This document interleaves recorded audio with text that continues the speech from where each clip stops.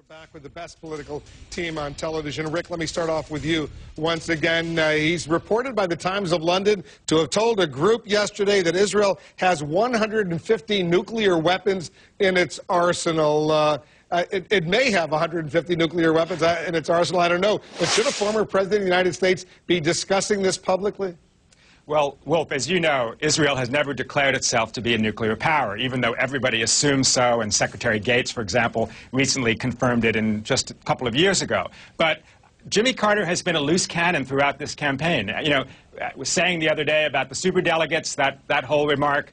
A former president who has information that other people do not have shouldn't be using it. I also wonder whether it actually hurts Barack Obama, who he is obviously for as a superdelegate, and the American Jewish community has qualms about Barack Obama, and suddenly there's Jimmy Carter talking about Israel's nuclear arsenal, and on June 3rd probably endorsing Barack Obama. He went out of his way at that synagogue the other day in Boca Raton, Roland, Barack Obama, to say, I disagree with Jimmy Carter when it comes to having direct talks with Hamas and Hezbollah. You know, he's clearly walking away from Carter on that front. Well, first of all, if Hillary Clinton or John Edwards or Joe Biden got the nomination, Jimmy Carter is going to endorse them anyway. So I don't think anybody who is Jewish should somehow hold that against Obama. But here's the issue here. I'm amazed. We sit here as a nation and talk about North Korea, talk about Iran, talk about all these other countries trying to acquire nuclear weapons. Why is it such a big deal if he's simply stating that Israel may have them? Either you have them or you don't. And so we're putting pressure on other countries on that notion. What's the big deal? I don't see why all of a sudden it's like, well, you know, he made the point. The argument, Roland, is that if a president of the United States talks about it and says, you know, Israel has 150 nuclear weapons, that's merely going to fuel the desire of Iran or Syria or even Egypt or Saudi Arabia, for that matter, countries in that part of the world, to try to catch up. It could have the exact opposite effect of what Jimmy Carter would like to see, which is non-proliferation. Of course.